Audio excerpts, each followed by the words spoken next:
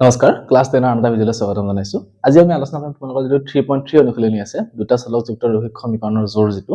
আৰু সেই সমীকৰণবিলাক সমাধান কৰা যেটো আমাৰ এলজেব্ৰিক যেটো মেথড বীজীয় যেটো মেথড আছে আমি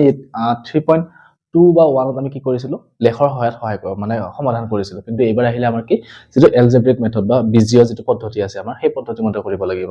এতিয়া ইয়াত তিনিটা পদ্ধতি আছে এটা হল প্ৰতিস্থাপন পদ্ধতি দুই নম্বৰটো হল অপনয়ন পদ্ধতি আৰু তিন নম্বৰটো হল তিৰ্যক গুণন পদ্ধতি। এতিয়া প্ৰথম যেটো 3.3 অনুশীলনী আছে এইটো তোমালোকৰ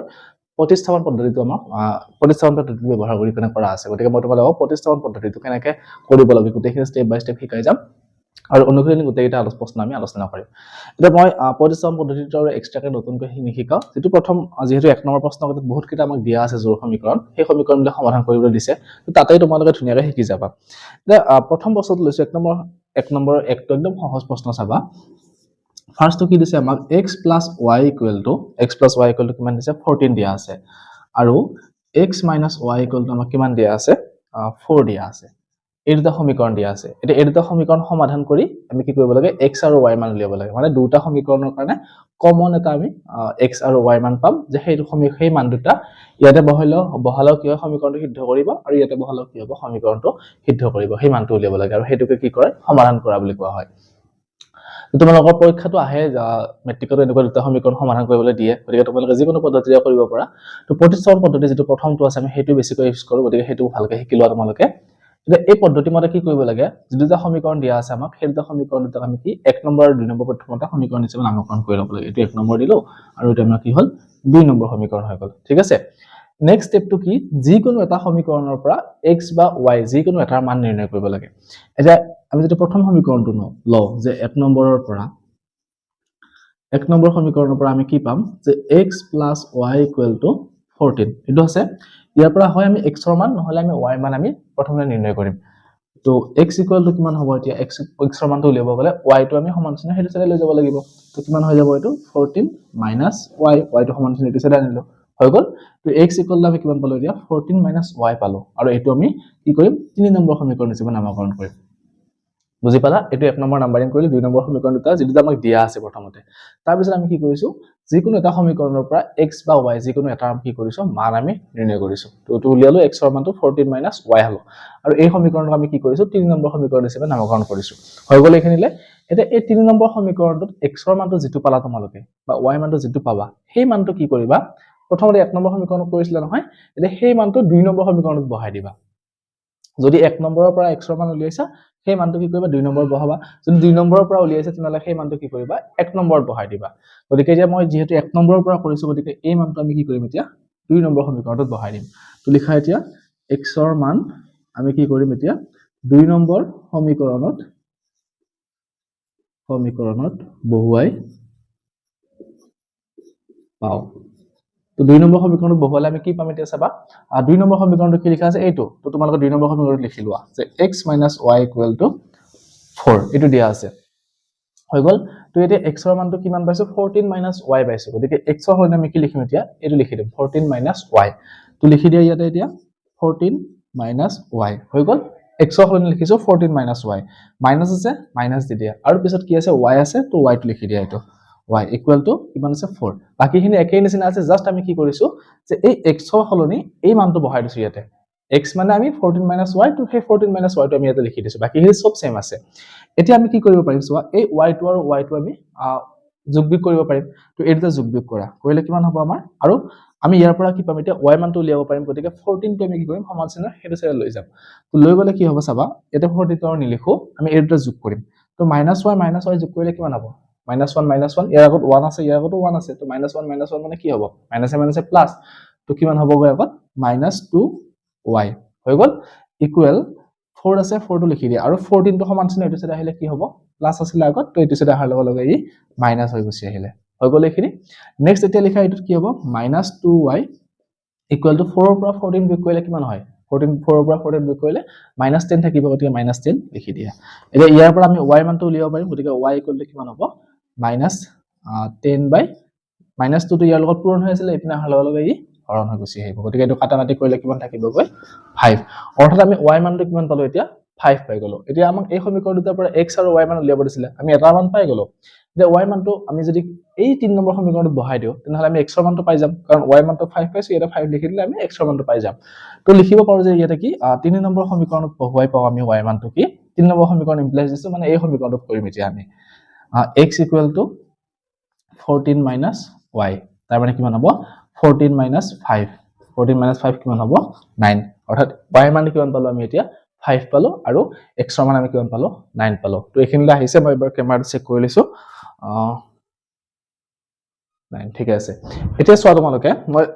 গোটেইখিনি স্টেপ বাই স্টেপ আকৌ এবাৰ কৰি দিছো আৰম্ভণিৰ পৰা শেষলৈ যে কি হ'ব প্ৰথমতে আমি কি কৰিম সমীকৰণটো নামকৰণ কৰি লম যে 1 নম্বৰ আৰু 2 নম্বৰ সমীকৰণ আমাৰ ফাৰ্স্ট স্টেপটো আমাৰ হৈ গল নেক্সট আমি কি কৰিম 2 নম্বৰ স্টেপটোত যে সেই এটা সমীকৰণ যিকোনো এটা সমীকৰণৰ পৰা 1 নম্বৰৰ পৰা নহলে 2 নম্বৰৰ পৰা x বা y যিকোনো এটা সমীকৰণ যিকোনো এটা মান আমি উলিয়াম তো এইটোৰ পৰা আমি কি কৰিছো 1 নম্বৰ সমীকৰণৰ পৰা x ৰ মানটো আমি উলিয়াই লৈছো তাতে y থাকক কিবা থাকক বাদ দিয়া কিন্তু অকল x ৰ মানটো উলিয়ালে হ'ল বাকি এপিটো সাইডে যি থাকে থাকিব দিয়া আৰু সেই সমীকৰণটো কিমান নম্বৰ হিচাপে নামকৰণ কৰিবা তোমালোকে 3 নম্বৰ হিচাপে নামকৰণ কৰিবা হৈ গল এইখিনি নেক্সট স্টেপটো কি কৰিবা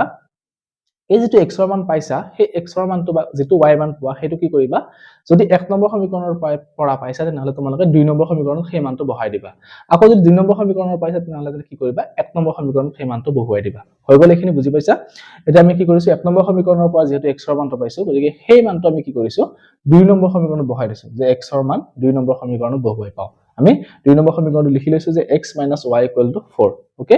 তাৰ পিছত আমি লিখিছো x ৰ সলনি আমি কি লিখিছো x = 14 - y পাইছো গতিকে আমি x ৰ সলনি লিখিব পাৰো কি 14 - y বাকি -y থাকি গল ইকুৱেল 4 এখিনিলে ঠিকে আছে বুজি পাইছা নেক্সট আমি এখিনি সৰল কৰিছো এখিনিটো সৰল কৰা পাইছাই তোমালোকে বহুতবাৰ তথাপি কৈ দিছো যে 14 টো সমান চিহ্ন এটো সাদা আনিছো প্লাস আছিল মাইনাস হৈ আহিলে আৰু মাইনাস এটো যোগ কৰোতে কি হল -2y হল তো ইয়াৰ পৰা আমি y মানটো পালো কিমান 5 এতিয়া আমাক x আৰু y দুটাৰ মান উলিয়াব দিছে গতিকে y মানটো 5 পালো আৰু x ৰ মানটো উলিয়াব লাগে তো তোমালোকে যদি y মানটো এটোটো বহুৱাই দিয়া যতে বহালেও x ৰ মান পাই যাবা কিন্তু আমাক অলৰেডি x ৰ মানটো উলিয়াই আছে এটো হয় নাই গতিকে ইয়াতে আমি কি কৰিছো y মানটো পুট কৰিছো কৰাৰ লগে লগে x ৰ মানটো আমি কিমান পালো 9 পালো গতিকে এই সমীকৰণটোৰ সমাধান কি হ'ব এতিয়া x = 9 আৰু y = 5 এতিয়া তোমালোকে যদি 9 আৰু 5 টো দুটাৰে বহাই দিয়া তেনেহলে কি হ'ব চাবাচোন সমান হ'ব x ৰ মান যদি আমি 9 লিখো আৰু y মান কিমান পাইছো 5 9 পাছে কিমান হ'ল 14 হৈ গল x ৰ মান 9 পাইছো y মান 5 9 ৰ পৰা 5 গলে কিমান থাকিব 4 বুজি পালা না তো এইটোৱে সমাধান বুলি কয় দুটা সমীকৰণ সমাধান কৰা মানে এইটোকে বুজায় তো আমাৰ প্ৰথমটো হৈ গল আৰু এই পদ্ধতিটোকে আমি কি পদ্ধতি বুলি কওঁ প্ৰতিস্থাপন পদ্ধতি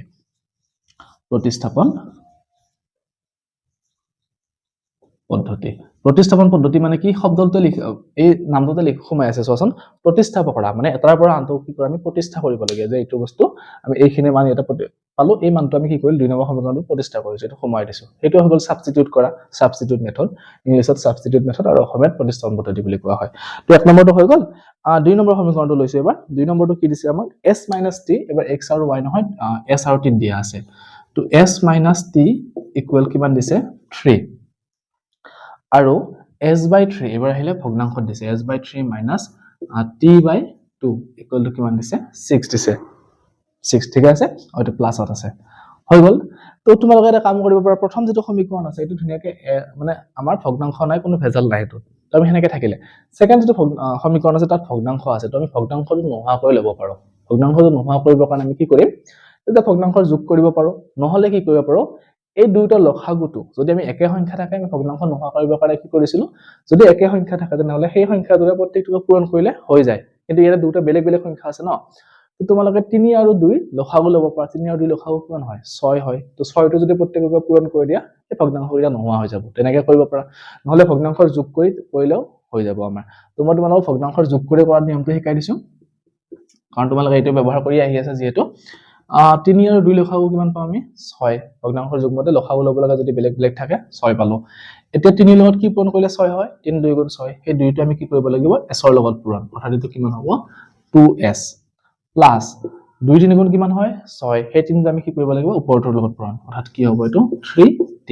ইকুৱেল টু 6 হৈ গল এটা এই 6 টো ইয়াতে কি হৈ আছে এই গোটেইখিনিৰ লগত 6 টো হৰণ হৈ আছে যদি আমি হেতু সাইডে লৈ যাও কি হৈ যাব কি পূৰণ হৈ যাব গতিকে লিখি দিয়া এটো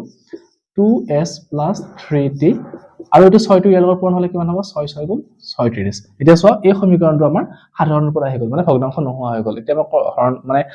সমাধান কৰিবলৈ সহজ হ'ব গতিকে আমি এটো কি কৰিছো 1 নম্বৰ সমীকৰণ দিলো আৰু এই সমীকৰণটো আমাৰ কিমান নম্বৰ 2 নম্বৰ সমীকৰণ এটা আমি 1 নম্বৰ বা 2 নম্বৰৰ পৰা s বা t যিকোনো এটা মান উলিয়াব লাগে এটা কোনটোৰ পৰা উলিয়ালে সুবিধা সহজ হৈছে চোৱাচোন এটা সিম্পল হৈ আছে এটা একো সংখ্যা নাই লগত গতিকে এইটোৰ পৰা উলিয়ালে সহজ হ'ব তো আমি কি কৰিম 1 নম্বৰ সমীকৰণৰ পৰা তো 1 নম্বৰৰ পৰা বুলি লিখো ডাইৰেক্ট 1 ইমপ্লাইজ বুলি লিখিলেও হৈ যাব তোমালোকে যে 1 নম্বৰ সমীকৰণৰ পৰা বুলি লিখি কেনে 1 ইমপ্লাইজ লিখি দিলে হৈ যাব তো 1 ইমপ্লাইজ আমি কি লিখিছো s - t = 3 সমীকৰণটো লিখি লৈছো তো ইয়াৰ পৰা আমি কি কৰিম এতিয়া s ৰ মানটো উলিয়াম s = কি হ'ব 3 + t t টো সমান চিন এইটো চিন আনিলো তো s ৰ মানটো পাই গল আৰু এইটো আমি কিমান নম্বৰ সমীকৰণ দিম 3 নম্বৰ সমীকৰণ দিম বুজি পালা নেক্সট স্টেপটো আমাৰ কি আছিল যে s ৰ মানটো আমি যদি 1 নম্বৰৰ পৰা কৰিছো 2 নম্বৰত বহুৱাব লাগে হয় নাই তো আমি হেতুৱে লিখিম যে s ৰ মান 2 নম্বৰ সমীকৰণত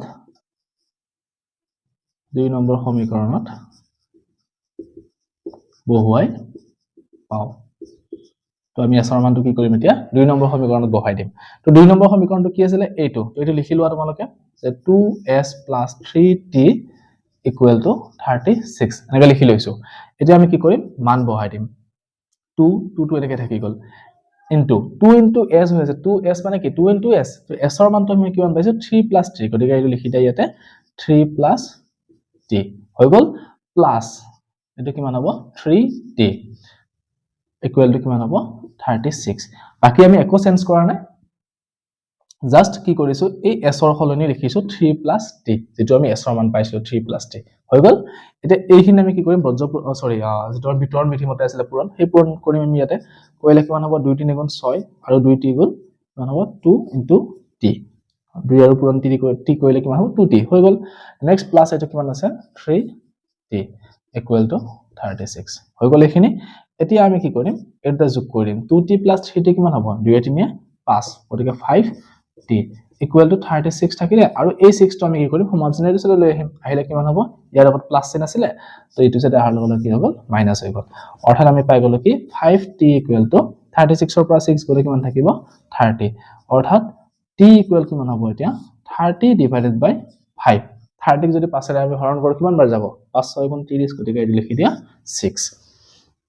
তো আমি এই সমীকৰণটোৰ ক্ষেত্ৰত t মানটো আমি কিমান পালো এতিয়া 6 পাই গলো এতিয়া t মানটো পালো যেহেতু আমি এতিয়া s ৰ মানটো উলিয়াব পাৰিম তো 3 নম্বৰ সমীকৰণত বহাই দিয়া ইয়াতে লিখি দিছো মই 3 নম্বৰ সমীকৰণৰ পৰা পাও বা 3 নম্বৰ ইমপ্লাইজ লিখি দিছো যে যেটো সমীকৰণ আছিল লিখি দিয়া s = t plus s = 3 + t আছিল লিখিলো 3 plus t মানটো আমি কিমান পাইছো 6 তো 6 বহাই দিয়া ইয়াতে তো 3 + 6 কিমান হ'ব 9 s ৰ মানটো 9 পালো আৰু t মানটো আমি কিমান পালো 6 পালো বুজি পালা এইটো একদম সহজ সমীকৰণ সমাধান কৰা নিয়মটো 25 পদ্ধতি যেটো দিয়া আছে তোমালোকৰ একদম সহজ জাস্ট এই তিনটা স্টেপ যদি আমি ভালকৈ কৰিব পাৰো বাকিখিনি সহজে হয় আমি কৰিছো এনেকুৱা অংক বহুত কেইটা তো হৈ গল 2 নম্বৰটো বাকি এবাৰ নেক্সট 3 নম্বৰ 4 নম্বৰ দুটা দিয়া আছে আমি হেতু আলোচনা কৰিছো 3 নম্বৰটো কি দিছে এতিয়া 3 নম্বৰ সমীকৰণটো মই লিখি লৈছো ইয়াতে 3x - y = 3 এটো দিয়া আছে আৰু নেক্সট দিছে 9x - 3y = 9 9x - 3y = 9 এই দুটা সমীকৰণ সমাধান কৰিব দিছে তো আমি ইয়াৰ পৰা কি কৰিম আকৌ সেই একেই নিচিনা যিকোনো তাৰ পৰা আমি কি কৰিম x বা y মানটো আমি উলিয়াই লম তো আমাৰ এটো 1 নম্বৰ সমীকৰণ আৰু এটো আবাৰ কি হ'ব 2 নম্বৰ সমীকৰণ তো আমি কৰিলে কিমান হ'ব একৰ পৰা আমি যদি চাও 1 নম্বৰ সমীকৰণৰ পৰা কৰিম 3x - y = কি হ'ব 3 গতিকে -y মানটো উলিয়াম এবাৰ কাৰণ y টো যেটো সংখ্যা নাই গতিকে কৰিব সহজ হ'ব আমাৰ তো -y = আমাৰ কিমান হ'ব 3 - 3x এটা y = আমাৰ কিমান পাম মাইনাস আহিব ইয়াত আগত 3 - 3x এনেকুৱা টাইপ হ'ব -3 যেটো ইয়াৰ লগত আছে তো মাইনাসটো আমি এটা সাইড আনিব লাগিব আনলে -3 - 3x তো এটো কৰিলে কিমান হ'ব এটো -3 হৈ গল আৰু এটো +3x অৰ্থাৎ y = আমি কিমান পালো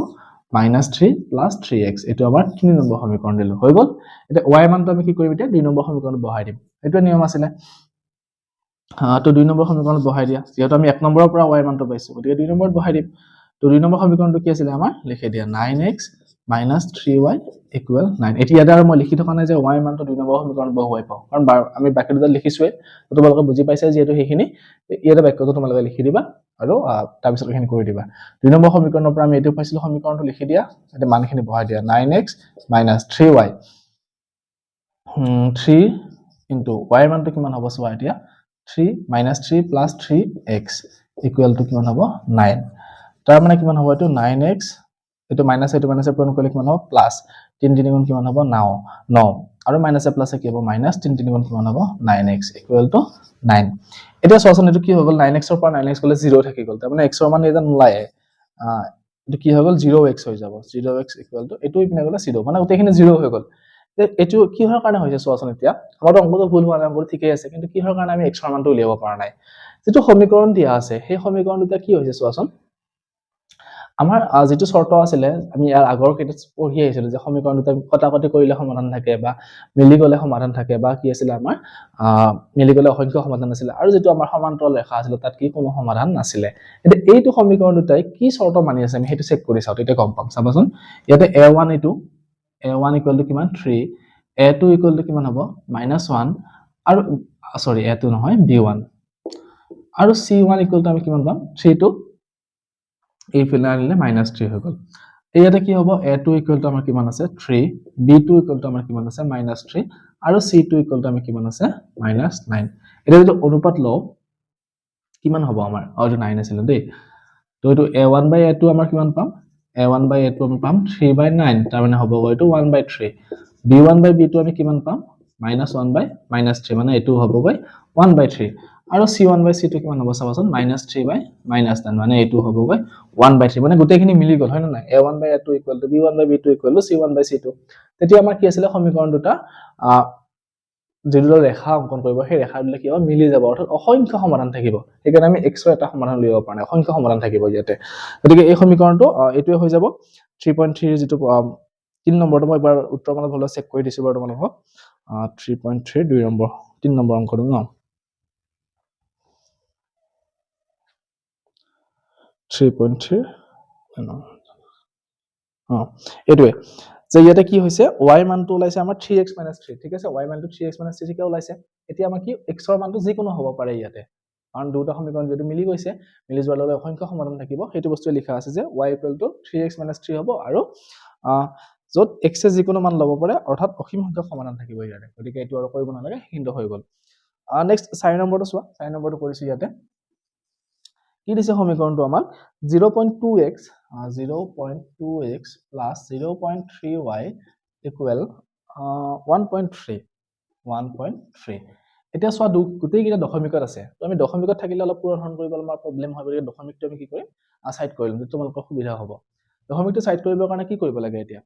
কিটাৰ আগত দশমিক আছে চোৱা এটা অংকৰ আগত গোটেই কিটাতে এটা অংকৰ আগত দশমিক আছে আমি যদি 10 এৰে পূৰণ কৰিলে কি হ'ব দশমিকটো নোহোৱা হৈ যাব কাৰণ দশমিকৰ নিয়মটো কি আছিল যে 10 এৰে পূৰণ কৰিলে দশমিকটো এঘৰ পিছুৱাই আহে আকৌ 10 এৰে হৰণ কৰিলে কি হয় দশমিকটো এঘৰ আগুৱাই আহে এটা পিছুৱাই আহিলে কি হ'ব দশমিকটো ইয়াৰ পৰা ইয়ালৈ গুচি আহিব অৰ্থাৎ 2.0 হৈ যাব তাৰ মানে কি 2 হৈ থাকিব উত্তৰটো দশমিকটো নোহোৱা হ'ব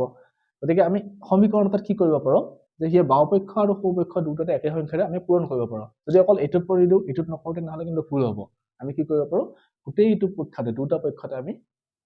একে সংখ্যাৰে আমি পূৰণ কৰিব পাৰো এটা আমি কি সংখ্যাৰে পূৰণ কৰিম দুটা পক্ষতে 10 এৰে পূৰণ কৰিম তো 10 এৰে পূৰণ কৰা 10 পূৰণ 0.2x প্লাস 10 পূৰণ আমি কি বনাব 0.3y = 1.3 * 10 গোটেই কেইটা আমি কি কৰিছো 10 এৰে পূৰণ কৰিছো 10 পূৰণ 0.2 মানে কিমান হ'ব এটো 2x এটোতে পূৰণ কৰিলে কিমান হ'ব 3y = এটোতে পূৰণ কৰিলে কিমান হ'ব 13 এটো আমাৰ 1 নম্বৰ সমীকৰণটো হৈ গল নেক্সট 2 নম্বৰ সমীকৰণটো আমাৰ কি আছিল আৰু দিয়া আছিল 0.4 0.5 আৰু 2.3 তো লিখা হেতু 0.4x + 0.5x = কিমান হয় 2.3 এটো আছিল আমাৰ হয় এটো হে একেই নিচিনা চোৱা এটা এটা আগত দশমিক আছে গতিকে আমি কি কৰিম আকৌ 10 এৰে পূৰণ কৰি দিম তো 0.4x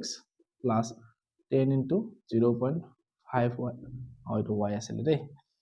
y = 2.3 * 10 সবতে আমি কি কৰিছো 10 এৰে পূৰণ কৰি দিছো এটা এটো পূৰণ কৰিলে কিমান হ'ব 0.4 * 10 মানে 4x এটো পূৰণ কৰিলে কিমান হ'ব 5y আৰু এটো পূৰণ কৰিলে কিমান হ'ব আমাৰ 2.3 * 10 মানে 23 এটো আমাৰ 2 নম্বৰ সমীকৰণ হ'ল বুজি পালা তো তোমালোকে এনেকে কৰিলে যে উত্তৰ নোলাব তেনেকুৱা নহয় কিন্তু দশমিকত থাকিলে আমি পূৰণ কৰিবৰ কাৰণে অলপ প্ৰবলেম পাওঁ সেইকাৰণে কি কৰিছো দশমিকটো আমি নোহোৱা কৰি লৈছো বা ইয়াৰ আগৰ অংকটো যেটো ভগ্নাংশত আছিল যে ভগ্নাংশটো গুচাই লবই লাগিব তেনেকুৱা কথা নাই তোমালোকে তেনেকৈ কৰিব পাৰা কিন্তু আমাৰ কি হয় সৰল কৰিবৰ কাৰণে কি হয় অলপ বেছি জটিল হৈ যায় বস্তুটো হেতু কাৰণে আমি কি কৰিছো সিম্পল কৰি লৈছো বস্তুখিনি এটো সেই কাৰণে আমি কি কৰিছো সিম্পল কৰি লৈছো হৈ গল এতিয়া আমি 1 নম্বৰ সমীকৰণ আৰু 2 নম্বৰ সমীকৰণৰ পৰা যিকোনো এটাৰ পৰা কি কৰিম x ৰ মানটো উলিয়াম তো প্ৰথমটোৰ পৰা উলিয়াই দিও একো নহয় তো আমি ইয়াতে কৰিছো 1 নম্বৰ সমীকৰণৰ পৰা এক নম্বৰ সমীকৰণটো কি আছে আমাৰ 2x + 3y ইকুৱেল টু কিমান পাইছো 13 ইয়াৰ পৰা আমি x ৰ মান বা y মান যিকোনো এটা উলিয়াই দিয়া তো x ৰ মানটো উলিয়াইছো থাকিব কি 2x ৰাখিছো 13 minus 3y টো এইটো সাইডে আনিছো যাৰ মানটো উলিয়াব লাগে সেইটো এইটো সাইডে ৰাখি বাকি সব বিলাক কি কৰিব লাগে আমি সেইটো সাইডে লৈ যাব লাগে তো x ৰ মান উলিয়াব লাগে গতিকে x ইকুৱেল কিমান হ'ব 2 টো ইয়াতে পূৰণ হৈ আছে এইটো সাইডে যোৱাৰ লগে লগে হৰণ অৰ্থাৎ কি হ'ব 13 minus 3y divided by 2 হৈ গল নে এইটো হল আমাৰ x ৰ মান আৰু এইটো আমি কিমান নম্বৰ দিম 3 নম্বৰ সমীকৰণ দিলো হৈ গল এতিয়া আমি কি কৰিম এইখিনি বস্তু যে 3 নম্বৰৰ পৰা x ৰ মানটো আমি যেহেতু 1 নম্বৰৰ পৰা উলাইছো তো 2 নম্বৰত বহাই দিম তো লিখি দিয়া 2 নম্বৰ সমীকৰণত বহাই দিয়া 2 নম্বৰ ইমপ্লাইজ কি দিয়া আছে সমীকৰণটো 4x + 5y = 23 তো মান বহাই দিয়া ইয়াতে 4 into x ৰ মান কিমান পাইছো এতিয়া 13 minus 3y divided by 2 হয়নে তো এটো বহাই দিলো ইয়াতে তাৰ পিছত বাকি কি আছে +5y তো +5y লিখি দিয়া = 23 এতিয়া এই দুটা পূৰণ হৈ আছে হয় নাই তো আমি এটা কাটাকাটি কৰিব পাৰো 2 টা 4 আমি কিমান যায় 2 বাৰ যায় গতিকে থাকিব কিমান 2 into 13 minus 3y plus 5y equal 23 হৈ গল তো 2 into 13 কিমান হ'ব 2 ৰ 26 minus 2 3 গুণ 6 plus 5y equal 23 এতিয়া আমি এটো যোগ বিয়োগ কৰিলে কিমান হ'ব -6y plus 5y minus y থাকিব equal to 23 minus 26 গতিকে -y equal to আমি কিমান পাম 23 পৰা 26 গলে -3 থাকিব তো দুটা পক্ষৰ পৰা মাইনাস মাইনাস ক্যান্সেল যাব y equal to আমি কিমান পালো 3 পালো তো y মানটো পাই গলো এতিয়া y মানটো যদি আমি ইয়াৰে বহাই দিও x ৰ মানটো পাই যাম তো কৰা এতিয়া 3 নম্বৰ সমীকৰণত x ৰ মানটো উলিয়াবৰ কাৰণে আমি y মানটো বহাই দিম তো 13 minus 3y divided by 2 এনেকা লিখাৰ নিয়মটো কি আছিল যে আমি যেটো সমীকৰণত কৰি আছো যে নম্বৰ সমীকৰণত কৰি আছো হেতু আমি এনেকা ইমপ্লাইজ লিখিব পাৰো বা তোমালোকে বাক্যটো লিখিব পাৰা যে y = 3 মানটো আমি কি কৰিম 3 নম্বৰ সমীকৰণত বহুৱাই পাবলৈকে লিখিলেও লিখিব পাৰা তো হৈ গল এখিনি তো মান বহাই দিয়া এতিয়া 13 minus 3 into y মান কিমান পাইছো 3 লিখি দিয়া divided by 2 তো 13 minus 3 3 গুণ কিমান 9 divided by 2 তাৰ মানে কিমান হ'ব 13 ৰ পৰা 9 গল থাকিল 4 4 divided by 2 অৰ্থাৎ কিমান হ'ব এটো 2 হ'ব মানে আমি y মানটো কিমান পালো 3 পালো আৰু x ৰ মানটো কিমান পাইছো এতিয়া 2 তো আমাৰ সমীকৰণটোৰ সমাধান পাই গলো x ৰ মান 2 y মান 3 তো 4 নম্বৰটো হৈ গল এবাৰ নেক্সট আৰু দুটা আছে 5 নম্বৰ আৰু 6 নম্বৰ এই দুটা আলোচনা কৰিছো 5 নম্বৰ সমীকৰণত এবাৰ ৰুট ওভাৰ দিয়া আছে তো 5 নম্বৰটো লিখিছো 1 নম্বৰৰ 5 root over 2x plus root over 3y equal কিমান দিয়া আছে 0 তো 0 লিখি দিয়া আৰু এটো 1 নম্বৰ সমীকৰণ ডাইৰেক্ট লিখি দিলো আমি আৰু 2 নম্বৰ সমীকৰণটো কি দিছে root over 3x minus root over 8y equal 0 তো লিখি দিয়া এটো root over 3x minus root over 8y equal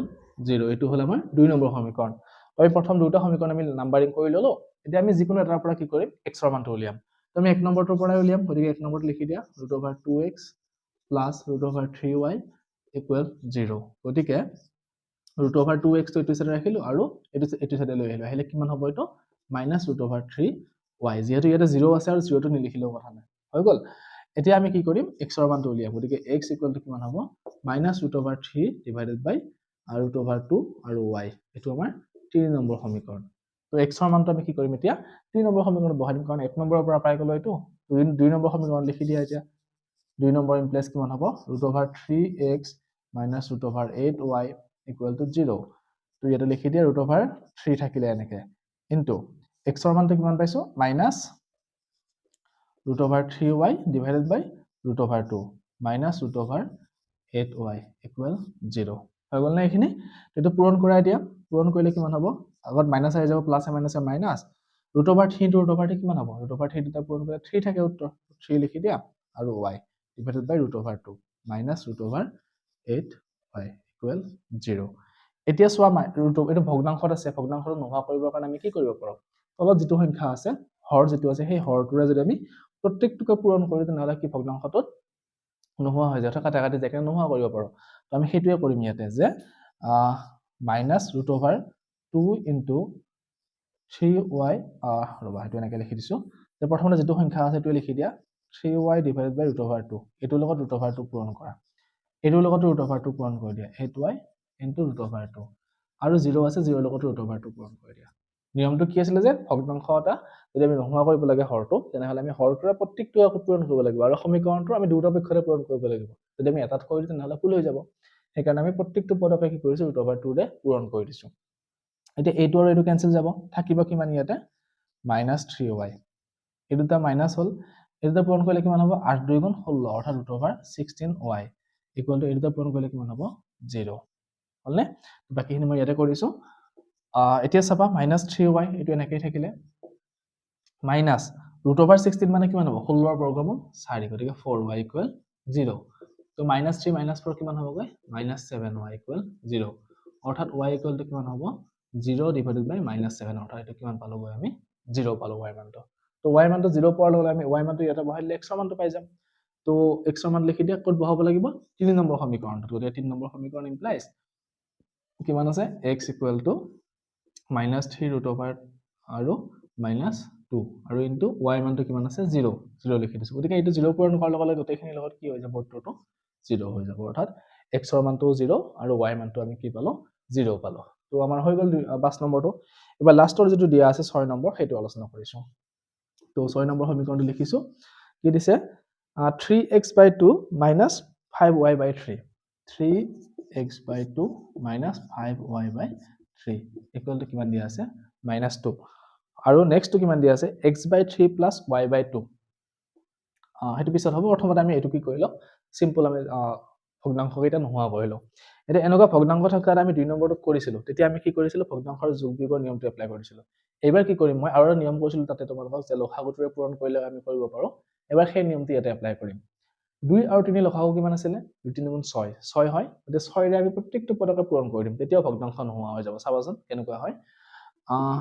এটুক 6 ৰে পূৰণ কৰি দিয়া 6 * 3x/2 -6 * এটো কিমান হ'ব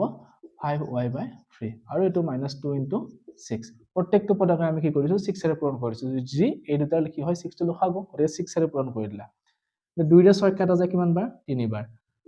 3 ৰে 6 কাটা যায় কিমান বাৰ 2 বাৰ হয় না তো তলত আৰু একো নাই কাটা কাটি গ'ল সববিলাক যে 6 3 3 গুণ কিমান হ'ব 9x -2 5 গুণ কিমান হ'ব 10y ইকুৱেল টু -6 2 গুণ কিমান হ'ব 12 তো এটো আমাৰ 1 নম্বৰ সমীকৰণ হৈ গ'ল বুজি পালা নেক্সট 2 নম্বৰ সমীকৰণটো উলিওৱা একে নিচিনাকে x/3 + y/2 তো এটো x/3 + y/2 ইকুৱেল টু 13 বাই কিমান আছে 6 আছে এটো আছে ন 13/6 ঠিক আছে এতিয়া আকৌ সেই একে নিচিনা 3 আৰু 2 লসাগু কিমান 6 তো 6 ৰে আমি দুটাকে পূৰণ কৰি দিম দিলে কিমান হ'ব এটো 6 * x/3 + 6 * y/2 ইকুৱেল টু 13/6 * 6 3 2 গুণ 6 2 3 গুণ 6 আৰু 6 আৰু 6 কাটা গ'ল থাকিব কিমান ইয়াতে এতিয়া 2 * x মানে 2y6 + 3 * y মানে 3y ইকুৱেল টু 13 * 1 মানে কিমান থাকিব 13 গতিকে এইটো আমাৰ 2 নম্বৰ সমীকৰণ বুজি পালা এইখিনি সমীকৰণটো আমি সিম্পলিফাই কৰি ললো এতিয়া চোৱা সিম্পল হৈ গ'ল তো আমি যিকোনো এটাৰ পৰা x ৰ মানটো উলিয়াই y বহাই 2 নম্বৰটোত বা 1 নম্বৰৰ পৰা উলিয়াই 2 নম্বৰত বহাই 2 নম্বৰৰ পৰা উলিয়াই 1 নম্বৰত বহাই হৈ গ'ল সিম্পল তো আমি 1 নম্বৰ সমীকৰণৰ পৰা কৰিছো 1 নম্বৰটো কি আছে 9x - 10y ইকুৱেল টু -12 তো 9x ইকুৱেল কিমান হ'ব -12 + 10y 10y টো এটা সেটা আনিছো এতিয়া x ৰ মান উলিয়াব লাগে গতিকে x ইকুৱেল কিমান হ'ব -12 + 10y ডিভাইডেড বাই 9 আৰু এটো আমাৰ কিমান হ'ব 3 নম্বৰ সমীকৰণ বুজি পালা এটা 3 নম্বৰ সমীকৰণত আমি x ৰ মানটো উলিয়ালো গতিকে 1 নম্বৰৰ পৰা উলিয়াইছিলো যেহেতু সেই x ৰ মানটো কি কৰিম এতিয়া 2 নম্বৰ সমীকৰণত বহাই দিম তো দিলে কি হ'ব 2 নম্বৰ সমীকৰণটো লিখা 2 নম্বৰ সমীকৰণটো আমাৰ আছিল 2x + 3y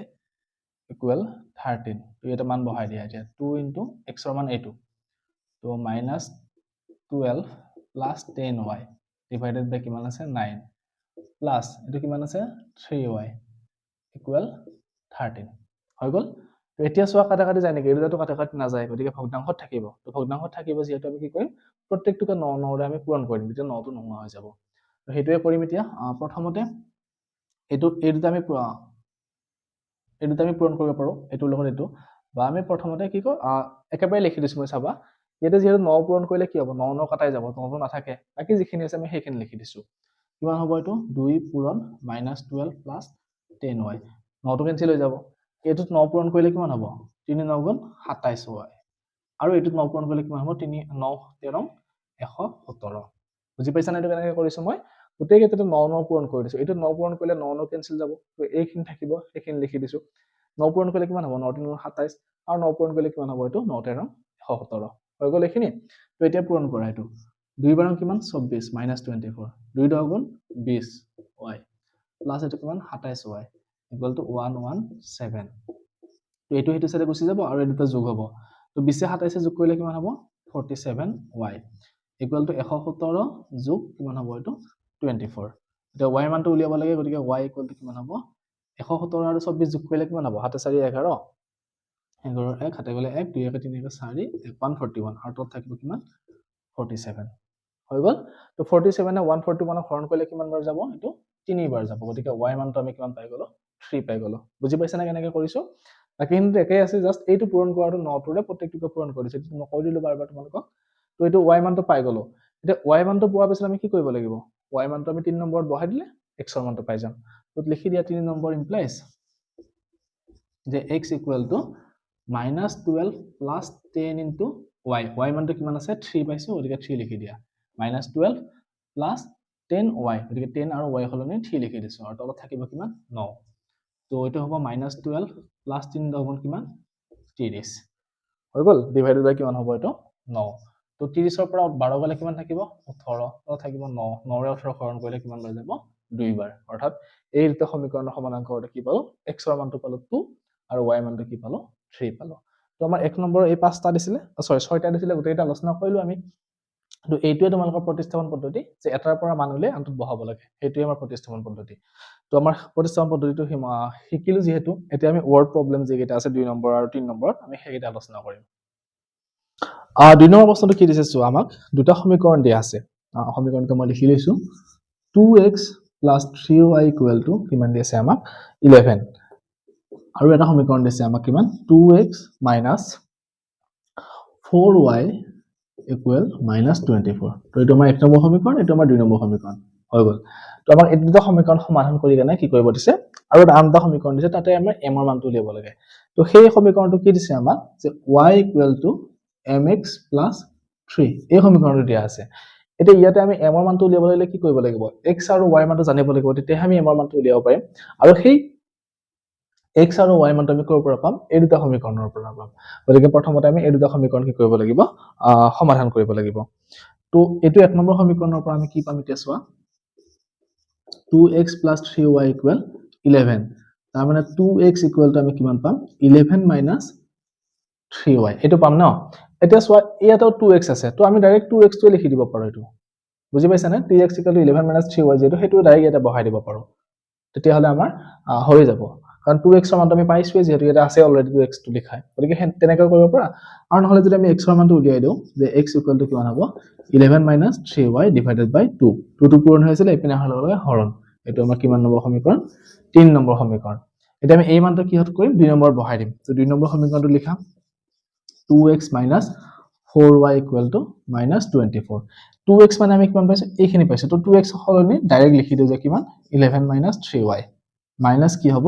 4y equal to -24। কাৰণ লিখিব এইটো, কাৰণ চোৱা, যদি আমি এইটো 2 লিখি কেনে x ৰ মানটো বহাই দিও, আকৌ লাষ্টত 2 আৰু 2 কেনসেল কৰি কেনে এইটোৱে থাকিব। গতিকে আমি একেবাৰে লিখিছো যে 11 minus 3y minus 4y equal to -24। তো ইয়াৰ পৰা আমি y মানটো পাম এতিয়া। তো 11 টো সেইটো সাইডে লৈ যাম, এটা যোগ কৰি দিয়া। 4 দিনে কিমান হ'ব? 7y। এইটো -24 -11। তাৰ মানে কিমান হ'ব? y equal to এইটো যোগ কৰিলে হ'ব আমাৰ কিমান? -35 আৰু ডিভাইডেড বাই -7। তো মাইনাস মাইনাস কেনসেল, 7 এৰে 35 হৰণ কৰিলে কিমান বাৰ যাব? 7 5 গুণ 35। y মানটো আমি কিমান পাই গলো এতিয়া? 5। তো y মানটো যদি আমি ইয়াতে বহাই দিও, x ৰ মানটো পাম। গতিকে 3 নম্বৰ ইমপ্লাইজ লিখি দিয়া। 3 নম্বৰটো কিমান আছে আমাৰ? x equal to 11 minus 3 into y মানটো পালো কিমান? 5 divided by 2। তো এইটো কৰা 11 minus 5 3 গুণ 15 divided by 2। তো 11 পৰা 15 গলে কিমান থাকিব? -4 divided by 2। অৰ্থাৎ এইটো পালো কিমান আমি? -2। অৰ্থাৎ x ৰ মানটো কিমান পালো? -2, y মানটো পালো কিমান? 5। এতিয়া আমি কি কৰিম? এতিয়া x equal to -2 আৰু y equal to 5 কি কৰিম? y equal to mx plus 3 বহুৱাম এতিয়া। বুজি পালা যে আমাক যেটো সমীকৰণ দিয়া আছিল y = mx + 3 তাৰ পৰা m ৰ মানটো উলিয়াব লাগে আমি যেটো x ৰ মান পালো আৰু y মান পালো সেই দুটা আমি কি কৰিম এতিয়া এই সমীকৰণটোত বহাই দিম তো লিখা এতিয়া y = mx + 3 তো মান বহাই দিয়া y মানটো কিমান পাইছো আমি 5 তো 5 লিখি দিয়া আৰু m টো নেকে থাকিলে x ৰ মানটো কিমান পাইছো -2 তো -2 + 3 হৈ গল পূৰণ কৰা এতিয়া আবা তোমালোকে 3 টো ইফিনে আনিব পাৰা কাৰণ আমি m ৰ মানটো উলিয়াব যাব গৈ আছো যেহেতু গতিকে 3 টো দৰকাৰ নাই ইয়াতে এটো সাইডে লৈ আহা তো কিমান হ'ব এটো 5 - 3 ইকুৱেল টু এটা পূৰণ কৰিলে কিমান হ'ব -2m তো 5 ৰ পৰা 3 গলে কিমান থাকিব 2 -2m গতিকে m ৰ মানটো কিমান হ'ব এতিয়া -2m টো ইফিনে লিখা -2m = 2 সমীকৰণটো আমি এনেকৈ উল্টাকৈ লিখিব পাৰো যে বাও পক্ষটো সো পক্ষত লিখিব পাৰো সো পক্ষটো বাও পক্ষত লিখিব পাৰো হৈ গল এতিয়া m ৰ মানটো যেহেতু উলিয়াই আছো গতিকে m = কিমান হ'ব 2 / -2 টো এটা পূৰণ হৈছিল এইপিনে যোৱাৰ লগে লগে হৰণ হৈ গল তো এটো হৰণ কৰিলে কিমান হ'ব 2 ৰে 2 এবাৰ যাব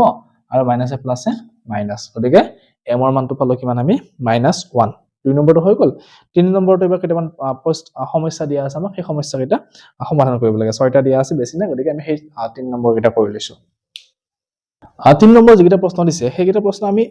এনেকুৱা প্ৰশ্ন আমি 3.2 ত কৰিছো জাস্ট আমি কি কৰিছিলো সেইকেইটা লেখৰ সহায়ত সমাধান কৰিছিলো এবাৰ আহিলে এই প্ৰতিস্থাপন পদ্ধতিৰ সহায়ত আমি কি কৰিম সমাধান কৰিম তো প্ৰথম প্ৰশ্নটো কি দিছে চোৱা 3 নম্বৰ একটো যে দুটা সংখ্যাৰ পাৰ্থক্য 26 এটা সংখ্যা আনটোৰ 3 গুণ হলে সংখ্যা দুটা কি উলিয়াব দিছে তো আমি লিখিলো যে কি ধৰা হল দুটা সংখ্যাৰ কি পাৰ্থক্য দিছে মানে এটাৰ পৰা এটা বিয়োগ কৰিলে আমি কিমান পাম 26 পাম তো ডাঙৰ সংখ্যা আৰু সৰু সংখ্যা বুলি লিখিলো আমি ধৰা হল ডাঙৰ সংখ্যাটো আমাৰ কিমান x আৰু সৰু সংখ্যাটো আমি কি লিখিলো যে y ডাঙৰ সংখ্যা সৰু সংখ্যা কিয় লিখিছো চোৱা আমাৰ সংখ্যা দুটা পাৰ্থক্য অৰ্থাৎ ডাঙৰটোৰ পৰা সৰুটো বিয়োগ কৰিলে কিমান হ'ব 26 থাকিব বুলি কৈছে যদি আমি সৰুটোৰ পৰা ডাঙৰটো বিয়োগ কৰো তেতিয়াহলে মাইনাসত ওলাব উত্তৰটো চাবাচোন যে 10ৰ পৰা 3 বিয়োগ কৰিলে কিমান হয় 7 আকৌ যদি 3 ৰ পৰা 10 বিয়োগ কৰিলে কিমান হ'ব -7 হ'ব গতিকে সৰুটোৰ পৰা ডাঙৰটো বিয়োগ কৰিলে মাইনাসত ওলাব আমাক কৈছে যে কি দুইটাৰ পাৰ্থক্যটো বিয়োগফলটো কিমান 26 দি আছে অৰ্থাৎ পজিটিভ হৈ আছে যেহেতু ডাঙৰটোৰ পৰা সৰুটো বিয়োগ কৰিব লাগিব তো প্ৰশ্নমতে সংখ্যা দুটাৰ পাৰ্থক্য কিমান সংখ্যা দুটাৰ পাৰ্থক্য = 26 পাৰ্থক্য মানে কি আছিল আমাৰ x - y দুটাৰ বিয়োগফলটো 26 তো এটো আমাৰ 1 নম্বৰ সমীকৰণ হৈ গল এটা চৰ্ত পালো আৰু আমাৰ 2 নম্বৰটো কি কৈছে এটা সংখ্যা আনটোৰ 3 গুণ তো আমি লিখিম যে কি আৰু এটা আনটোৰ 3 গুণ গতিকে আমি কি লিখিব পাৰো কোনটো কাৰ 3 গুণ হ'ব এতিয়া ডাঙৰ সংখ্যাটো যদি 3 গুণ কৰো সৰুটো সমান হ'ব নেকি যেটো সম্ভৱ নহয় সৰুটো 3 গুণ কৰিলে ডাঙৰ সংখ্যা সমান হ'ব গতিকে আমি লিখিম যে ডাঙৰ সংখ্যাটো যেটো x = কি হ'ব y ৰ 3 গুণ 3 * y বুজি পালা যে x টো ডাঙৰ সংখ্যা আছিল আৰু y টো সৰু সংখ্যা তো সৰুটোৰ লগত 3 পূৰণ কৰিলে আমি কি পাম ডাঙৰ সংখ্যাটো পাম তো x = 3y তো তোমালোকে এই x আৰু y লওঁতে এইটো বস্তু ভুল নকৰিবা যে ডাঙৰ সংখ্যা আৰু সৰু সংখ্যাৰ মাজৰ যেটো ডিফাৰেন্সটো আছে তো এটো হৈ গল আমাৰ 2 নম্বৰ সমীকৰণ এতিয়া চোৱা ইয়াতে x ৰ মানটো ডাইৰেক্ট ওলাই আছে হয় নাই গতিকে আৰু 3 নম্বৰ সমীকৰণটো আমাৰ দৰকাৰ নাই এইটোৰ পৰা আমি x ৰ মানটো ইয়াতে বহাব পাৰো তো লিখি দিয়া 2 ৰ পৰা x ৰ মান কি কৰিছো আমি 1ত বহুৱাম 1ত বহুৱাই পাও কি পাম এতিয়া 1 নম্বৰ সমীকৰণটো লিখা যে x - y = 26 তো x ৰ মানটো কিমান আছে 3y তো লিখি দিয়া 3y - y = 26 তো 3y ৰ পৰা y গলে কিমান হ'ব 2y = 26 তো y = কিমান হ'ব আমাৰ 26/2 অৰ্থাৎ 13 2 ৰে 26 ঘন হ'ল 13 হৈ গল তো y মানটো পাই গলো একদম এতিয়া আমাক x ৰ মান লাগে x ৰ মানটো আমি ইয়াতে বহাই দিলে পাই যাম y মানটো তো 2 নম্বৰ সমীকৰণ বহাই দিয়া যে x = 3y গতিকে আমি কি লিখিব পাৰো 3 * 13 তো 3 13 কিমান হ'ব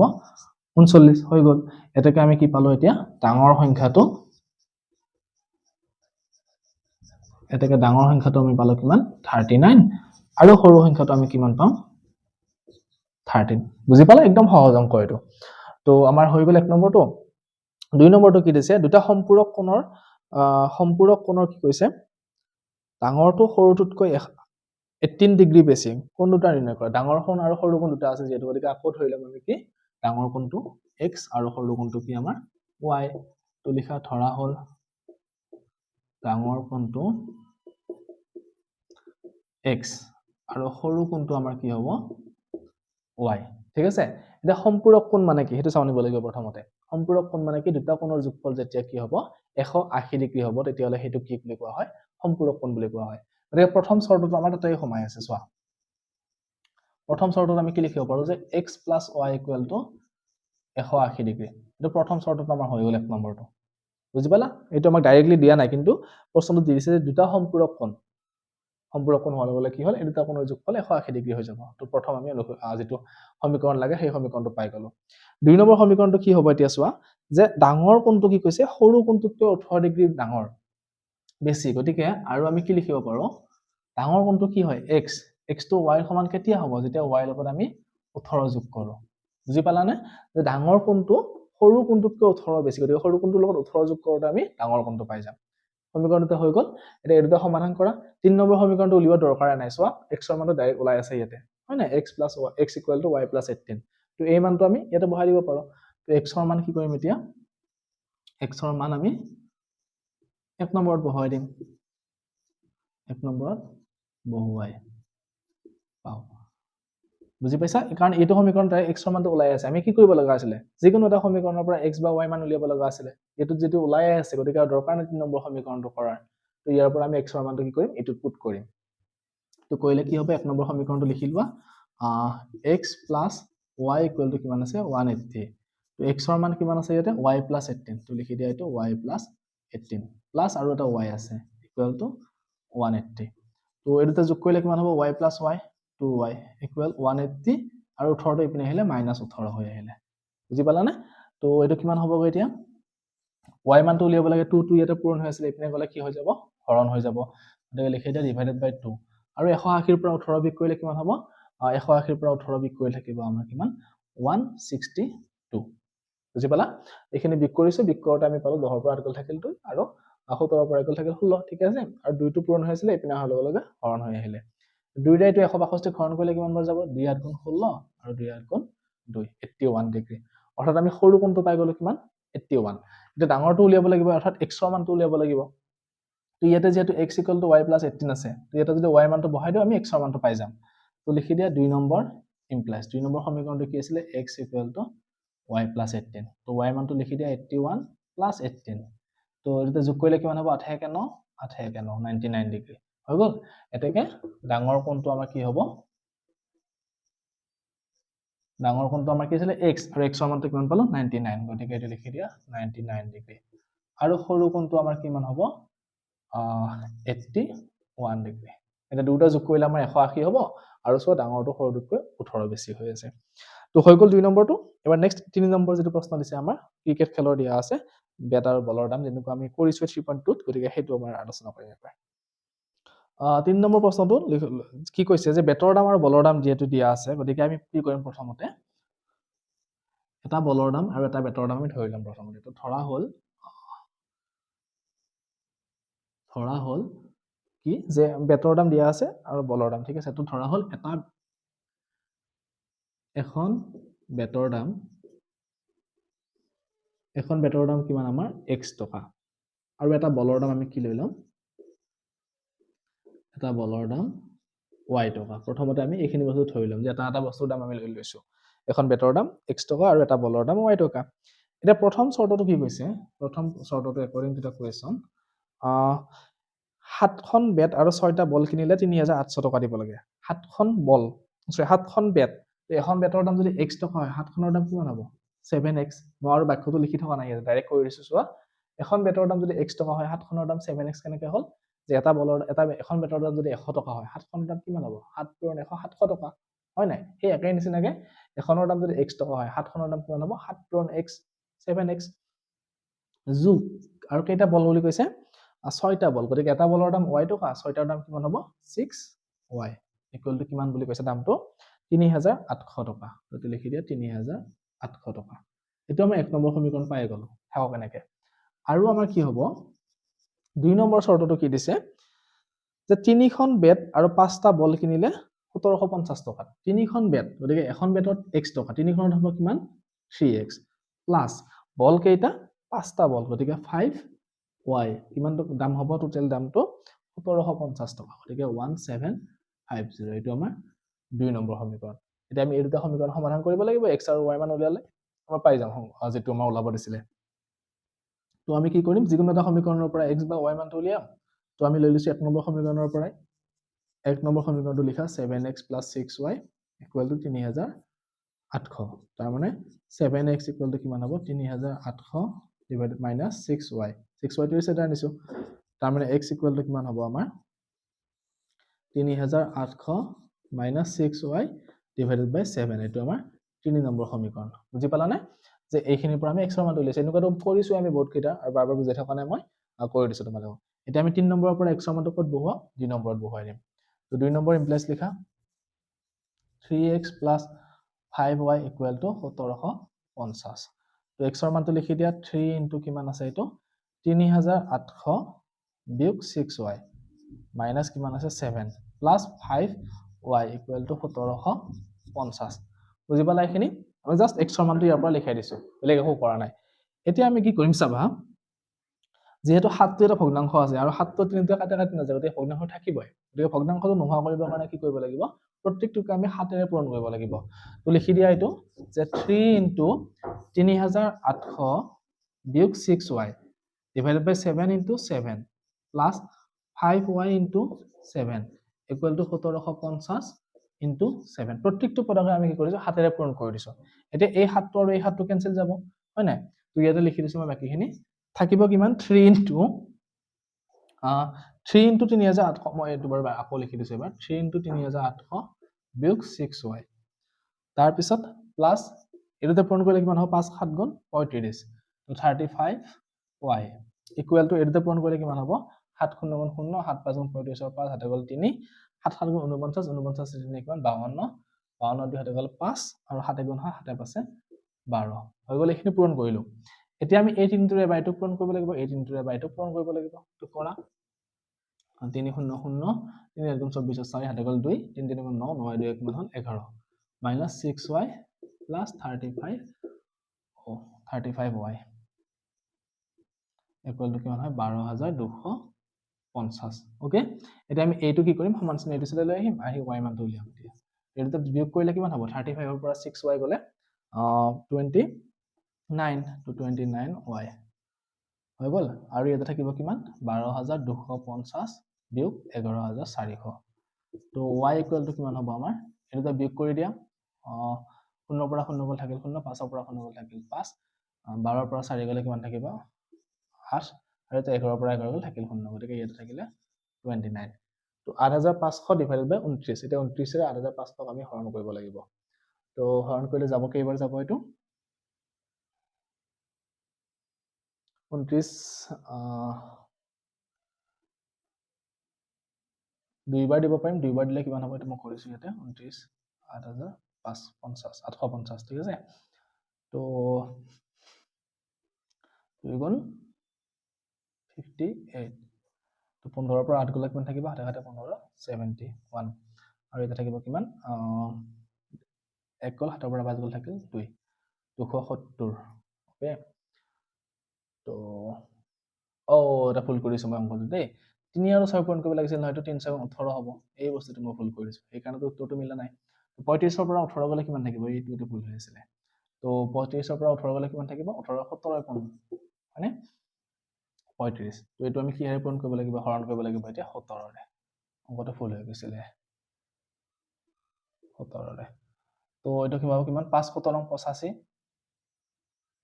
0 আৰু এইটো 0 50 গতিকে y মানটো আমি কিমান পাই গ'ল 50 এইটো ভুল হৈছিল কাৰণে মোৰ কি আছিল নিয়মটো যে এই তিনিটোৰে এইটো পূৰণ কৰিব লাগিব এই তিনিটোৰে বা এইটো পূৰণ কৰিব লাগিব এইটো মই কৰা নাছিল এইটো কৰি এইটো কৰা নাছিল কাৰণে ভুল হৈছিল তো 3 38 কিমান হ'ল এইখিনি পালো আৰু 3 6 গুণ 18 18y এটোৰ পৰা এইটো বিয়োগ কৰোতে 17 থাকিলে এইটো সাইডে আনিলো বিয়োগ কৰোতে 8550 থাকিলে 850 17 টো ইয়াৰ লগত পূৰণ হৈ আছিল এইপিনে হাল গলে কি হ'ব এই হৰণ হৈ আহিব এই 17 ৰে 850 হৰণ কৰিলে কিমান পালো 50 অৰ্থাৎ y মানটো আমি কিমান পাই গলো এতিয়া 50 অৰ্থাৎ এটা বলৰ দাম কিমান পাম 50 টকা এতিয়া x ৰ মানৰ দৰকাৰ আছে গতিকে x টো আমি ইয়াৰ পৰা উলিয়াব পাৰিম তো 3 নম্বৰ সমীকৰণৰ পৰা x ৰ মানটো উলিয়াবা x = কিমান আছে আমাৰ 3800 বিয়োগ 6 into y গতিকে 6 into y হলে আমি কি লিখিম 50 লিখি দিম ডিভাইডেড বাই কিমান 7 গতিকে এইটো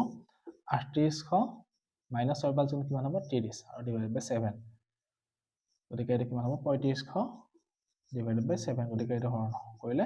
500 অৰ্থাৎ x ৰ মানটো 500 পালো y ৰ মানটো কিমান পালো 50 পালো তাৰ মানে আমি লিখিব পাৰিম যে কি এটাকে এখন বেটৰ দাম কিমান হ'ব x টকা আছিল x ৰ মান 500 গতিকে 500 টকা আৰু এটা বলৰ দাম কিমান পাম আমি এটা বলৰ দাম পাম আমি 50 টকা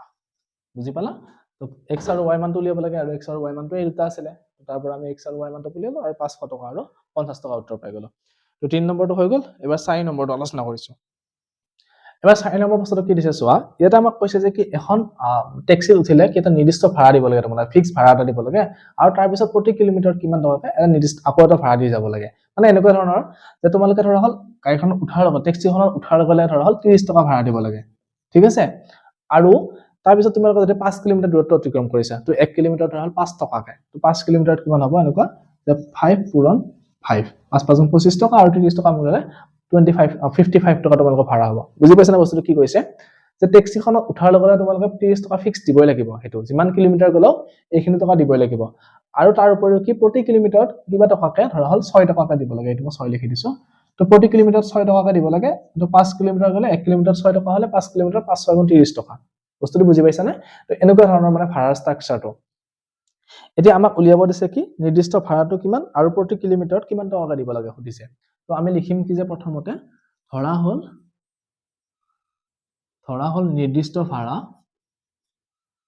নিৰ্দিষ্ট ভাড়াটো আমি কি লিখি লম x টকা বুলি লিখি লম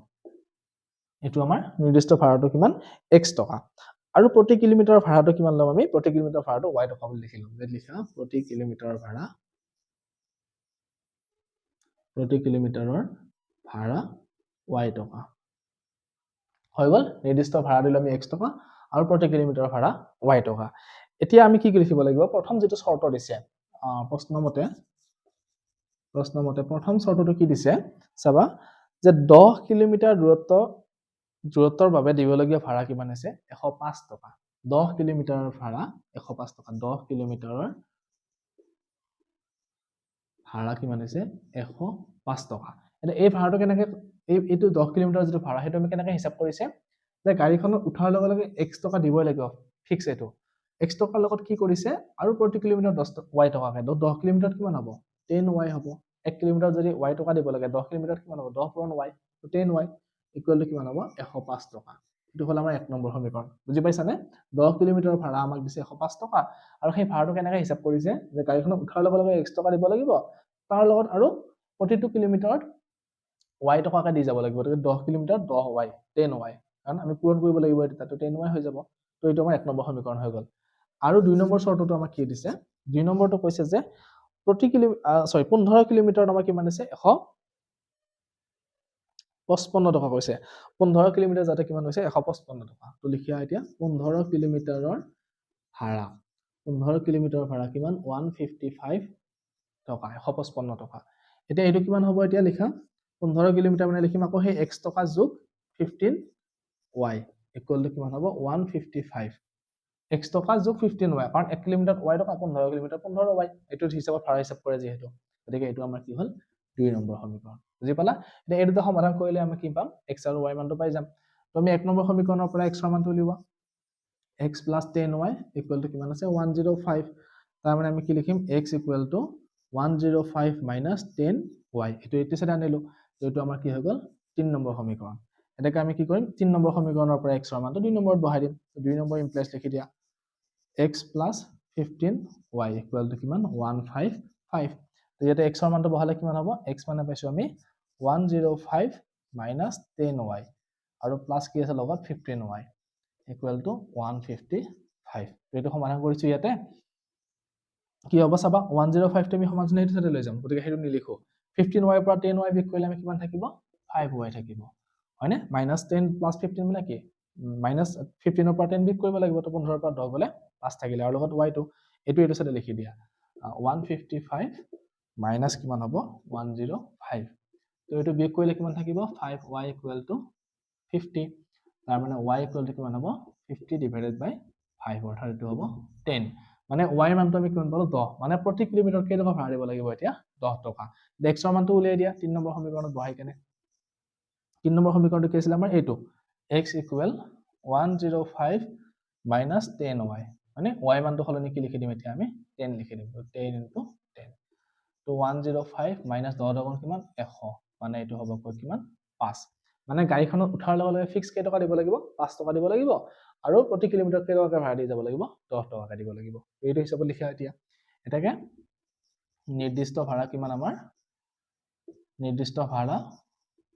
5 টকা আৰু কৈছে কি প্ৰতি কিলোমিটাৰ ভাড়া কিমান হ'ব প্ৰতি কিলোমিটাৰ ভাড়া 10 টকা হৈ গল সমাধানটো এতিয়া আমাক কি কৰিব দিছে আকৌ কৈছে যে 25 কিলোমিটাৰৰ কাৰণে কিমান ভাড়া দিব লাগিব খুদিছে এটো উলিয়াব দিছে গতিকে উলিওৱা 25 কিলোমিটাৰৰ ভাড়া তো 25 কিলোমিটাৰ ভাড়া কিমান হ'ব এইটো হিচাপত যোগ কৰিব যে ফিক্স ভাড়া যোগ 25 কিলোমিটাৰ কিমান হ'ব তো হেতু হিচাপত লিখিলে কিমান হ'ব x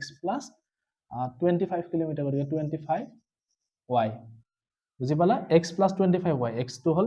নিৰ্দিষ্ট ভাড়াটো যোগ 25 কিলোমিটাৰৰ কাৰণে 25y তো x ৰ মানটো আমি পাইছো কিমান 5 25 into y মানটো 10 এটো 5 যোগ কিমান হ'ব 25 গুণ 250 মানে হ'ব এটো কিমান 255 টকা তো প্ৰতি কিলোমিটাৰ ভাড়া 25 কিলোমিটাৰ ভাড়া কিমান হ'ব এতিয়া 255 টকা তো এটো হৈ গল নেক্সট আমি 5 নম্বৰ যেটো ভগ্নাংশৰ অংক দিয়া আছে বা হেতু আলোচনা কৰিছো এটো কি কৈছে যে ভগ্নাংশ এটাৰ যদি লব আৰু হৰ দুয়োটাৰে 2 যোগ কৰে তেনহলে ভগ্নাংশটো হয় 9/11 আৰু যদি লব আৰু হৰ দুয়োটাৰে 3 যোগ কৰে তেনহলে কি হয় 5/6 হয় তো ভগ্নাংশটো কি হ'ব কৈছে তো ভগ্নাংশ এটা কি থাকে লব আৰু হৰ থাকে তো প্ৰথমতে আমি কি কৰিলাম 5 নম্বৰত ধৰা হল লব কি ধৰিম আমি লবটো ধৰিম x আৰু হৰটো আমি কি লম y ঠিক আছে তো ভগ্নাংশটো কি হ'ব এটাকে ভগ্নাংশটো হ'ব আমাৰ x/y ভগ্নাংশটো আমি এনেকৈ ৰূপত লিখিম এতিয়া প্ৰশ্ন মতে কি কৈছে চোৱা প্ৰথম শৰ্তটো কৈছে যে কি ভগ্নাংশটোৰ যেটো ভগ্নাংশ আছে লিখি দিয়া x/y তাৰ যদি কি কৰে লব আৰু হৰ দুয়োটাতে 2 যোগ কৰে মানে ইয়াতেও 2 যোগ কৰি দিয়া আৰু ইয়াতেও 2 যোগ কৰি দিয়া যোগ কৰিলে কিমান হ'ব ভগ্নাংশটো হৈ গৈ কৈছে কিমান 9/11 এটো ভগ্নাংশ হয় তো এটোটো আমাৰ ৰৈখিক সমীকৰণ আকাৰত নাই গতিকে আমি প্ৰথমতে কি কৰিম ৰৈখিক সমীকৰণ আকাৰৰ যেটো ষ্টেণ্ডাৰ্ড ফৰ্ম আছিল হেতু আকাৰত লৈ লম তাৰ কাৰণে আমি কি কৰিম এটোটা পূৰণ কৰিব লাগিব তো পূৰণ কৰিলে কি হ'ব 11 into x plus 2 আৰু 9 into y plus 2 মানে বৰ্জ পূৰণ এটোৰে বা এটো পূৰণ এটোৰে বা এটো পূৰণ তো এটা এটো আকৌ কি নিয়ম এটোৰে বা এটো পূৰণ কৰিব লাগিব এটোৰে বা এটো পূৰণ কৰিব লাগিব তো 11 into x মানে 11x plus 11 into 2 মানে 22 9 into 1 মানে 9y plus 9 দুগুণ কিমান হ'ব 18 তাৰ মানে আমি লিখিম কি এটো 11x 9y তো এটো সাইডে আনিম minus 9y 18 to এটো আছে আৰু 22 to হেতু সাইডে লৈ যাম মানে আমি যেটো আমাৰ আগৰ ভগ্নাংশ সৰি আগৰ যিকেইটা আমাৰ সমীকৰণ আছিল সেই সমীকৰণ কেইটাৰ ৰূপত নিব লাগিলে x আৰু y টো একচেপ্ট কৰিব লাগে আৰু সংখ্যাটো একচেপ্ট কৰিছিলো হেতু হিচাপত লিখি ললো তাৰ মানে কি হ'ল 11x minus 9y equal to minus 4 এটো এতিয়া আমাৰ 1 নম্বৰ সমীকৰণ আৰু 2 নম্বৰ শৰ্তটো কি দিছে আমাক 2 নম্বৰটো দিছে যে যদি হৰ আৰু লব উভয়তে 3 যোগ কৰা হয় এবাৰ 2 হলনি কি যোগ কৰিব 3 মানে x plus 3 divided by y plus 3 তেতিয়া ভগ্নাংশটো কি হৈ যায় বুলি কৈছে 5/6 হয় নে 5/6 হয় ওকে এতিয়া আকৌ এটো আমি এনেকুৱা নিচিনাকৈ কৰিম এবাৰ এটো লগত পূৰণ কৰি দিয়া 6 into x plus 3 আৰু 5 into কি কৰা y plus 3 লিখি দিয়া দুটা লগত পূৰণ কৰিছো ওকে এতিয়া পূৰণ কৰা 6 into x মানে 6x plus 6 3 গুণ কিমান হ'ব 18 5 into 1 y মানে কি হ'ল 5y plus 5 3 গুণ কিমান হ'ব 15 হৈ গল এতিয়া এটোৰ ওপৰত লিখি দিয়া লিখিলে কেনেকুৱা হ'ব আমাৰ 6x minus 5y টো আমি এটো সাইডে আনিলে কি হ'ব minus 5y equal আৰু 18 টো এটো সাইডে লৈ যাম তাৰ মানে কি হ'ব 15 minus 18 অৰ্থাৎ কি হ'ব গৈ এটো 6x minus 5y equal to 15 ৰ পৰা 18 গলে থাকিব -3 অৰ্থাৎ এটো আমাৰ 2 নম্বৰ সমীকৰণ হৈ গল এটা 1 নম্বৰ আৰু 2 নম্বৰ সমীকৰণটো সমাধান কৰি কেনে কি কৰিম আমি x আৰু y মান উলিয়াম তো প্ৰথমটোৰ পৰা কৰিছো 1 নম্বৰৰ পৰা 1 নম্বৰটো হ'ব 11x minus 9y equal to minus 4 তাৰ মানে 11x equal to minus 4 plus 9y তাৰ মানে হ'ব গৈ এটো কিমান minus 4 plus 9y divided by 11 এটো আমাৰ 3 নম্বৰ সমীকৰণ পাই গলো 3 নম্বৰৰ পৰা আমি কি কৰিম হেতু x লিখিব লাগিছিল দেই 3 নম্বৰৰ পৰা আমি x ৰ মানটো এতিয়া কত বহাম 2 নম্বৰ সমীকৰণত বহাই দিম তো লিখা 2 নম্বৰ ইমপ্লাইজ তো 2 নম্বৰ সমীকৰণটো কি আছে 6x minus 5y equal to -3 তো ইয়াতে লিখি দিয়া 6 into x ৰ মানটো কি এটো লিখি দিয়া -4 plus 9y divided by 11 minus 5y equal to -3 গোটেইখিনি লিখিলো এতিয়া আমি কি কৰিম 11 টো যেহেতু ভগ্নাংশৰ হৰ হৈ আছে গতিকে হৰটো আমি প্ৰত্যেকটোৰ লগতে পূৰণ কৰিম তেতিয়াহলে 11 টো নোহোৱা হৈ যাব যদি আমি ইয়াতো 11 পূৰণ কৰো কি হ'ব 11 এনেকুৱা হৈ যাব ন এটো into 11 minus এনেকুৱা আছিলে তো 11 আৰু 11 কেনসেল হৈ যাব তেতিয়া আমি কি হ'ব এই 11 টো নোহোৱা হৈ যাব গতিকে আমি এটো আৰু নেক্সট পূৰণ কৰোতে আৰু 11 টো লিখি নাথাকো ডাইৰেক্ট কাটাকাটি কৰিছো কৰিলে কিমান হ'ব চাবা 6 into -4 plus 9y এনেকুৱা আমি এটা অংক এক নম্বৰ কৰিছো যেটো এক নম্বৰ 6 নম্বৰ অংকটো আছিলে ভগ্নাংশৰ হৈ গ'ল এটো মাইনাস এটো 11 কৰিলে কিমান হ'ব 5 11 55y আৰু এটো কৰিলে কিমান হ'ব -33 হৈ গ'ল তো এটো কৰা 6 4 গুণ কিমান হ'ব 24 6 9 গুণ কিমান হ'ব 54 y আৰু minus এটো 55y equal to -33 তাৰ মানে y মানটো উলিয়াম 54 ৰ পৰা 55 গলে কিমান থাকিব -1 থাকিব গতিকে -y equal to 33 আৰু প্লাস এটো কিমান হ'ব 24 তাৰ মানে -y equal to হ'ব গৈ 33 ৰ পৰা 24 গলে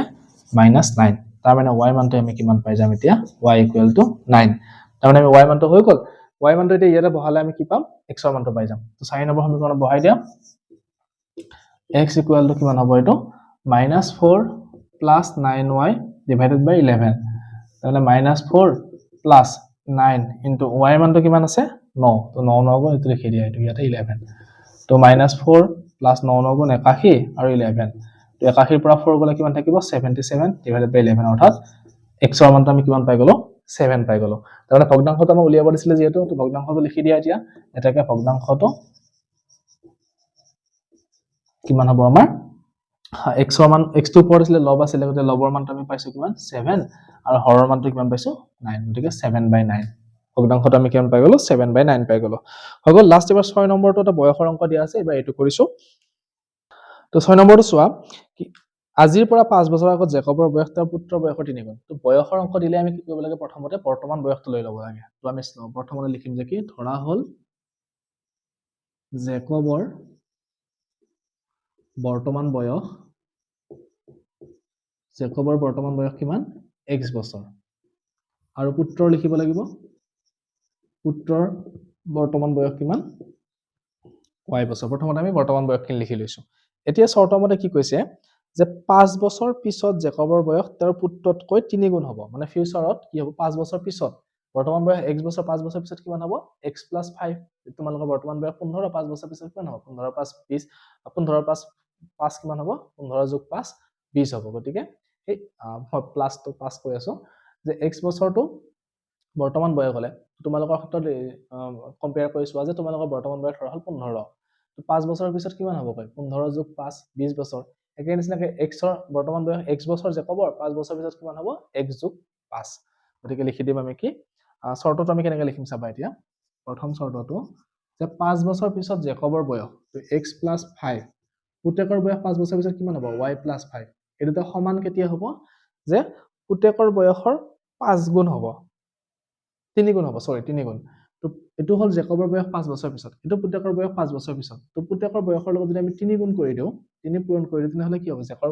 বয়সৰ সমান হ'বগৈ এটো সমীকৰণটো হৈ গল যে জেকবৰ 5 বছৰ পিছৰ বয়সটো পুতেকৰ 5 বছৰ পিছৰ বয়সৰ 3 গুণ হৈ গল তো এটো x + 5 এটো পূৰণ কৰিলে কিমান হ'ব 3y + 5 3 গুণ 15 তো এটো x আৰু এটো ইটো সাইডে আনিলে -3y equal to 15 আৰু এটো ইটো সাইডে আহিলে কি হ'ব -5 তাৰ মানে হ'ব x - 3y 15 ৰ পৰা 5 গলে কি থাকিব কিমান 10 গতিকে এটো আমাৰ 1 নম্বৰ সমীকৰণ 2 নম্বৰ সমীকৰণটো কি হ'ব আৰু 2 নম্বৰ শৰ্তটো কৈছে যে কি 5 বছৰ আগতে এতিয়া আগত 15 বছৰ তোমালোকৰ বয়স 5 বছৰ আগত কিমান আছিল 10 বছৰ আছিল গতে 15 ৰ পৰা 5 টো বিয়োগ কৰিলে পাও একে নিচিনাকৈ এবাৰ কি কৰিব লাগিব বিয়োগ কৰিব লাগিব যে 5 বছৰ আগত জেকবৰ বয়স 5 বছৰ আগত জেকবৰ বয়স কিমান হ'ব x - 5 বৰ্তমান বয়স x 5 বছৰ আগত x - 5 পুত্ৰৰ 5 বছৰ আগৰ বয়সৰ কিমান 7 গুণ গতিকে পুত্ৰৰ 5 বছৰ আগৰ বয়স কিমান আছিল y - 5 আৰু এটো কিমান গুণ হ'ব 7 গুণ গতিকে এবাৰ 7 পূৰণ কৰি দিয়া তাৰ মানে কি হ'ব এটো x - 5 7y - 7 5 গুণ কিমান হ'ব এটো 35 পূৰণ কৰিছো এটো তো এটো আমি কি লিখিম এতিয়া x - 7y কিমান হ'ব এটো -35 + 5 এটো 5 টো ইপিনে আহিলে প্লাস হৈ আহিলে তো এটো হ'ব গৈ আমাৰ কিমান x - 7y এটো যোগ কৰিলে আমি কিমান হ'ব -35 + 5 -30 এটো আমাৰ 2 নম্বৰ সমীকৰণ বুজি পালা হবে ঠিক আছে এইখিনি অটো হৈ গ'ল এতিয়া আমি এই দুটা সমীকৰণ সমাধান কৰিলে x আৰু y মানটো পাই যাম তো আমি কি কৰিম এটাৰ পৰা x ৰ মানটো উলিয়াম যে 1 নম্বৰ সমীকৰণৰ পৰা x ৰ মানটো উলিয়াব গৈ আছো তো x - 3y = 10 তাৰ মানে x ইকুৱেল কিমান হ'ব আমাৰ 10 + 3y 3y টো এইটো সাথে সাথে প্লাস হৈ আহিলে তো এইটো আমাৰ 3 নম্বৰ সমীকৰণ গতিকে 1 নম্বৰ সমীকৰণৰ পৰা আমি x ৰ মানটো উলিয়ালো সেইটো এতিয়া ক'ত বহাম 2 নম্বৰ সমীকৰণত বহাম 2 নম্বৰ সমীকৰণটো লিখি দিয়া যে x - 7y = -30 গতিকে x ৰ মানটো এইটো লিখি দিয়া 10 + 3y - 7y = -30 এটা x ৰ সলনি এইটো লিখি দিছো তো এইটো কিমান হ'ব 10 টো হেতু সাইডে লৈ যাম আৰু এটা বিয়োগ কৰিলে কিমান থাকিব -4y এইটো হেতু সাইডে গলে কিমান হ'ব -30 - 10 তাৰ মানে -4y = কিমান হ'ব -30 - 10 মানে -40 গতিকে y = আমি কিমান পাম -40 / -4 অৰ্থাৎ 10 তো y টো আছিল পুত্ৰকৰ বয়স তো পুত্ৰৰ বয়সটো পাই গলো 10 বছৰ এতিয়া বাপেকৰটো উলিয়াব লাগিব x টো তো x ৰ কাৰণে আমি ক'ত পাম x ৰ মানটো ইয়াতে উলিয়াইছো এইটো গতিকে ইয়াতে বহাই দিম তো 3 নম্বৰ সমীকৰণত বহাই দিয়া x = কিমান 10 + 3y তো 10 * y হলনে আমি কি লিখি দিম 10 তো 10 3 * 10 মানে কিমান হ'ব 30 তো 30 * 10 হয় 40 তো x টো পালো আমি 40 এতিয়া গম পাই গলো যে কি x টো আছিল কাৰ বয়স জেকবৰ বয়স তো লিখি দিয়া এটাকে জেকবৰ বয়স কিমান হ'ব জেকবৰ বৰ্তমান বয়স 40 বছৰ হয়নে আৰু পুত্ৰৰ বয়স কিমান হ'ব পুত্ৰৰ বৰ্তমান বয়স হ'ব 30 বছৰ সৰি 10 বছৰ 10 বছৰ এনেকুৱা বয়সৰ অংক আমি বহুত কেইটা কৰিছো আগতে তো সেই তেনেকুৱা অংক হয় এইটো তো 3.3 এইটো লাষ্ট অংক আছিল আলোচনা কৰিলো ইয়াৰ পিছৰ ভিডিঅত মই 3.4 টো আলোচনা কৰিম তো তোমালোকে চেনেলটো সাবস্ক্ৰাইব কৰি ৰাখিবা এনেকুৱা ধৰণৰ ভিডিঅ'বিলাক সদায় পাই থাকিবা ধন্যবাদ